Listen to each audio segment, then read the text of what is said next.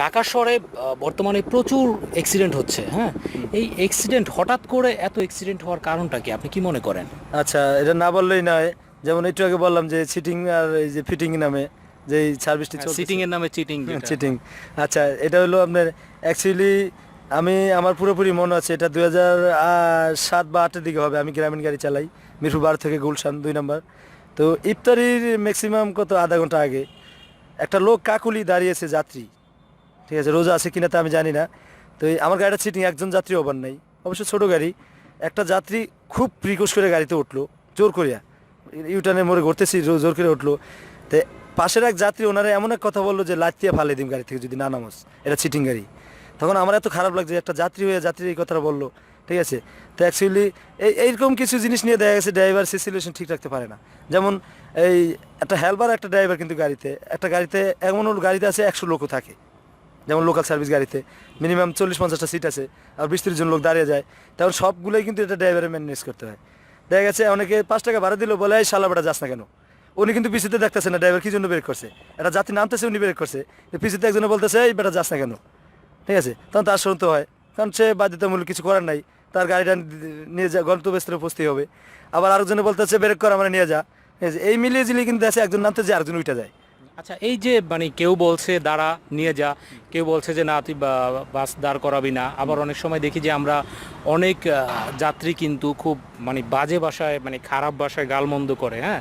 তো এই যে আসলে গালমন্দটা কেন করে, আর এই গালমন্দটা করলেও আপনারা কিভাবে এটা নিজেদেরকে কন্ট্রোল করেন? ওই তো আমার এক ওস্তাদ বলতো অনেক সময় যে কিছু কিছু সময় এমন কিছু মানিয়ে নিবা, যেমন তুমি একাই ভালো সব পাগল। আসলে এই ক্ষেত্রে ড্রাইভিং সম্পর্কে এরকম কিছু কিন্তু হয়ে যায়, যেমন না না জি কথা জি, বলি। Please please. এরকম কিছু হয়ে যায়, যেমন আমি ভালো তো ভালোর প্রমাণ আমার দেখাতে হবে। একজন পাগল হয়ে গেছে, সে পাগলামি করতেছে, তার সাথে তো আমার পাগলামি করা যাবে না। যে একটু আগে বললাম 5 টাকা ভাড়া দিয়ে বলতেছে শালা বেটা যাস না কেন, অথচ একটা গাড়ির মালিক লাখ টাকা দিয়ে গাড়ি কিনছে, উনি কিন্তু কোনোদিন এরকম একটা কথা বলে নাই, ঠিক আছে। আমি এরকম জিনিসও দেখছি, গাড়ির স্টাফ গাড়িতে যাইতেছে, মালিক একটা লোক উঠি বলে ওই বেটা ওই গাড়ির লোক দাঁড়িয়ে বসে রাখছো তো, এরে নামা গাড়ি থেকে, আচ্ছা ওখানে আমি আচ্ছা। বসবো, ঠিক আছে। আর যেটা বললাম যে এই যে আমার ওস্তাদ বললো একটু আগেই, ঠিক আছে, যেমন কারণ যে পাগলামি করে সে তো মাতাল পাগল, তার সাথে তো আমার পাগলামি করা যাবে না, যেহেতু গাড়ি স্ট্যান্ড আমার হাতে। আচ্ছা, শাহিন আলম ভাই, আপনার কাছে আরেকটা প্রশ্ন, সেটা হলো যে আমরা বা সাধারণত দেখে থাকি যে একই কোম্পানির বাস পাশাপাশি যাচ্ছে, কিন্তু তাদের ভিতরে একটা কম্পিটিশন কাজ করে যে কার আগে কে যাবে, কার আগে কে যাবে, এবং দেখি যে মানে একটার সাথে একটা লেগে যাচ্ছে, এবং এতে করে আবার বেশিরভাগ সময় অ্যাক্সিডেন্টও কিন্তু হয়। মানে এই যে কম্পিটিশন, অস্থির কম্পিটিশন, এই অস্থির কম্পিটিশনটা আসলে কেন? আচ্ছা, এটা আমি অ্যাকচুয়ালি বলবো যা একটু আগে বলেছিলাম, যেমন মালিক চাইতেছে একই মালিকের 5টা গাড়ি, একটা গাড়িতে ক্যাশ হইলো 2000 টাকা, জি। আর আরেকটা গাড়িতে হলো 1500 টাকা, ঠিক আছে। তখন কিন্তু মালিক রাত্রে যখন হিসাব নিব তখন দেখবো ওই গাড়িটা ক্যাশে 2000 টাকা, আমার গাড়িটা হলো 1500 টাকা। তাহলে আমার সামনে যে গ্যাপ ছিল বা যাত্রী ছিল ওইটা আমি নিতে পারি নাই, ঠিক আছে। এখন সামনে 10জন যাত্রী আছে বা 5জন যাত্রী আছে, ওইটা আমার উঠে দিতে হবে, ঠিক আছে। এই ক্ষেত্রে দেখা গেছে এই ওই গাড়িটা তো চাচ্ছে যে আমি ওই যাত্রীটা আগে নিব, আর আমি চাচ্ছি আমি আগে নিব। এই ক্ষেত্রে অনেক সময় দেখা গেছে যে এটা পাশাপাশি হয়। আবার অ্যাকচুয়ালি একটু আগে যেটা বলেছিলাম যে যাত্রী একটা গাড়ি যখনই একটা গাড়ি ওভারটেক করে যাবে তখন আর মাথা ঠিক নেই, ঠিক আছে। এই তুমি কি গাড়ি চালাও, হেল্পার না ড্রাইভার, ঠিক আছে, এই আজে বাজে কথাবার্তা এটা কি সাধারণ যাত্রী যারা তারা বলে? বলে অ্যাভেলেবেল বলে গাড়িতে। এটা অ্যাভেলেবেল ম্যাক্সিমাম গাড়িতেই বলে, বা ঢাকা সিটির ভিতরে জামজটে কত বসে থাকলে আর মাথা ঠিক থাকে না। এই যে একটু আগে বললাম একটা ড্রাইভার 18-20 ঘন্টা স্টার্টিংয়ে বসে আছে, আমরা এমন সময় যায় দেখা যাচ্ছে লাঞ্চ করতে পারি না জামের কারণে। তারপরেও আমরা তো দেখা গেছে ওই একটা অতিরিক্ত কিছু বলতে পারি না, বলতে গেলে প্যাসেঞ্জার একটা গাড়িতে 50 জন, একটা হেল্পার ড্রাইভার, তাদের কি বলতে পারবো, আর কি করার আছে। দেখা গেছে একটা গাড়ি আগে যাচ্ছে আর ওইতে পিছিয়ে প্যাসেঞ্জার আরেকজন চুলকাইতে আছে, এই তুই হেল্পার না ড্রাইভার, এটা লাগতে না আমার গাড়ি থেকে, ঠিক আছে, কি গাড়ি চালাও তুমি, গাড়ি চালাতে পারো ওই গাড়ি আগে জায়গা, ঠিক আছে, আজকে অফিস টাইমে মিস আমার, এরকম ইচ্ছা হয়ে যায়। আবার অ্যাকচুয়ালি যখন যাত্রীটা আসে, যেমন আমার গাড়ি খালি ওইটা ভরে যেতেছে, তখন আমার 2জন যাত্রীর দরকার আছে, যেহেতু আমি রোডে ইনকামের জন্য আছি, মহাজনের ইনকাম দরকার আছে।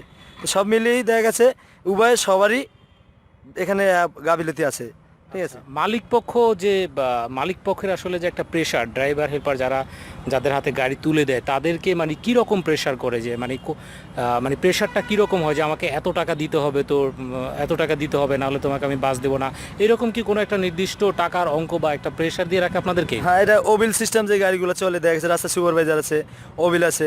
এই ক্ষেত্রে দেখা গেছে আপনার ওই যে একটু আগে বললাম একটা গাড়িতে বিলে ক্যাশ হয়েছে 5,000 টাকা বা আমার হয়েছে 4,000 টাকা, তাহলে 1,000 টাকা আমার কম হয়েছে, একদিন 2 দিন 3 দিন কম হয়েছে, অথচ আমার কম, আমি কিন্তু বেশি পারতেছি বা পারি, কিন্তু আমি তো ওই যে পারাবারি করতেছি না, নির্মিতি ঠান্ডা মাথায় চালাইতেছি, এই জন্য হয়তো আমার ক্যাশ 1,000 টাকা কমেছে, কিন্তু মাহাজন তো চিন্তা করছে যে ওর দিয়ে আমার লস হইতেছে, একদিন 2 দিন 3 দিন 4 দিন দিয়ে বলবো শাইন তোমার গাড়ি দিব না, তুমি অন্য ব্যবস্থা করো, তখন তো নিরুপায় আমার, কারণ মালিকের কাজ করতেছি মহাজনের, উনি গাড়ি না দিলে তার আমার এখানে জোর জবর করার কিছু নেই, চলে আসতে হবে। হ্যাঁ, চলে আসতে হবে না। আচ্ছা, আপনার কি মনে হয় যে মালিক পক্ষ কী রকম ব্যবহার করলে বা কীরকমভাবে কিছু নিয়ম কানুন বেঁধে দিলে ড্রাইভারদের জন্য ভালো হয় এবং মালিক পক্ষের জন্য ভালো হয়?